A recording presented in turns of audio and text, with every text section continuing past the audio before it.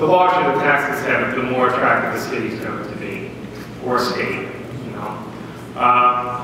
New York State has a 30% tax incentive. The city revoked this 5% incentive, though they're considering to reinstate it, to bring it up to 35%.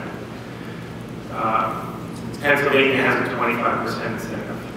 The higher the incentive, the more attractive the state or city or province is going to be to filmmakers. The more return that you can get on the money, you know, over the course of time, whether it's upfront cash or something that you have to, if there's an incentive that you have to sell, or in New York, that it gets returned to you over 2 years. People are willing to work, or studios or independent producers are willing to work with certain time limitations or certain structures and incentives, but basically, the higher the incentive, the more attractive it is. Safe almost went to Detroit, Michigan. It was this close to going to Detroit, Michigan. And I was fighting very, very hard to keep it from going there. Because the investors, all they heard was 40% incentive in Detroit.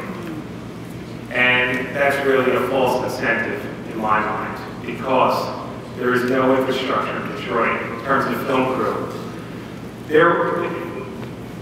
On Safe, we brought 5 studio mechanics in from New York to work on Safe. Only 5. And Detroit, in my opinion, you would have to bring 30.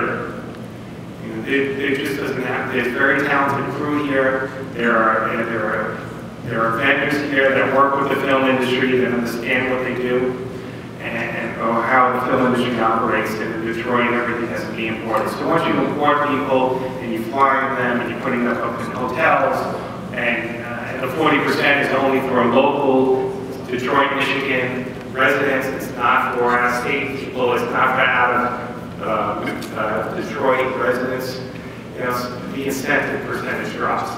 But people still flock there because they hear the number.